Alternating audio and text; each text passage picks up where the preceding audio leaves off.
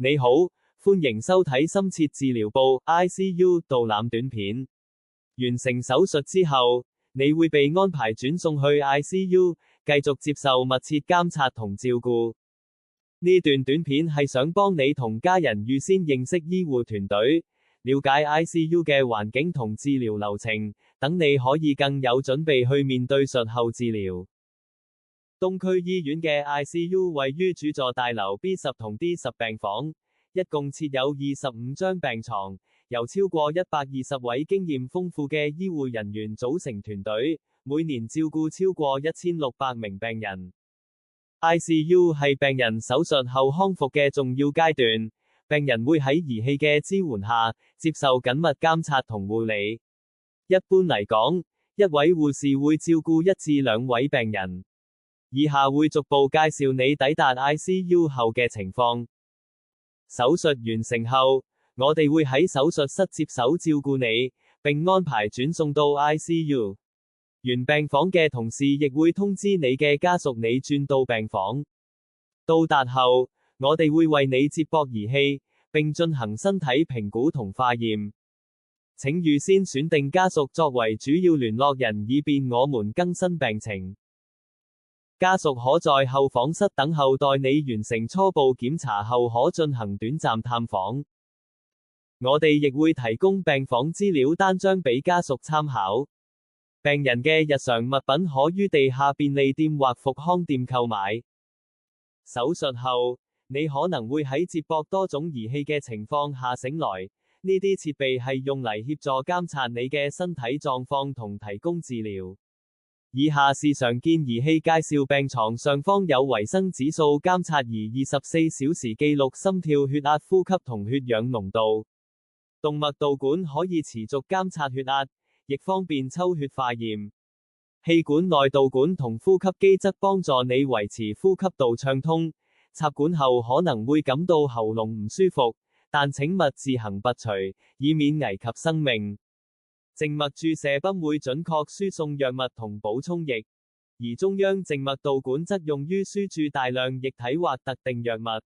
術後一般需要禁食，會透過靜脈輸液維持營養。如無法進食，則會使用鼻胃管餵食或引流。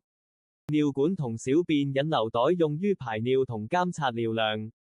抗血栓壓力泵則促進下肢血液循環，預防因臥床引致嘅血栓。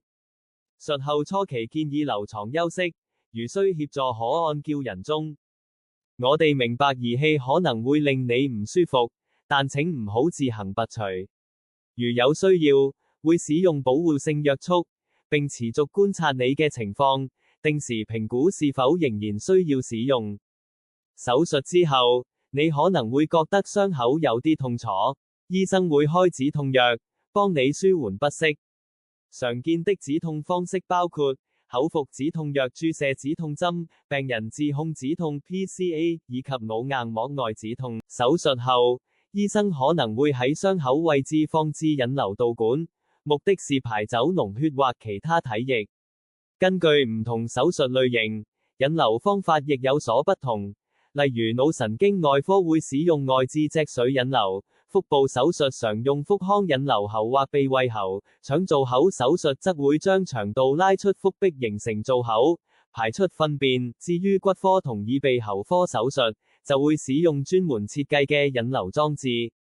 以下喺你喺 ICU 嘅日常流程，我哋會協助你進行口腔清潔同身體護理，亦會定時幫你更換臥姿，減少局部壓力，預防壓瘡形成。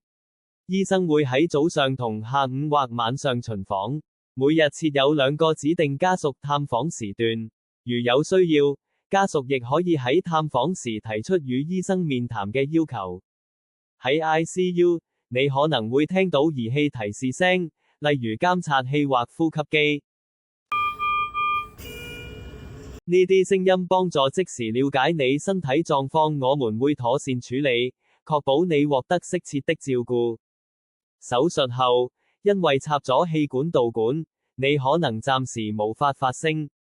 病房有溝通卡同紙筆，方便你寫低需要。我哋會同你嘅家屬保持聯繫。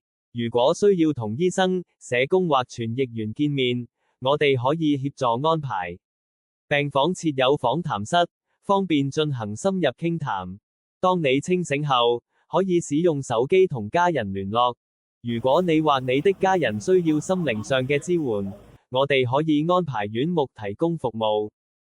經醫生評估後，若你情況穩定，就會安排你轉返專科病房，繼續接受觀察與護理。多謝收看，如有任何疑問歡迎提出。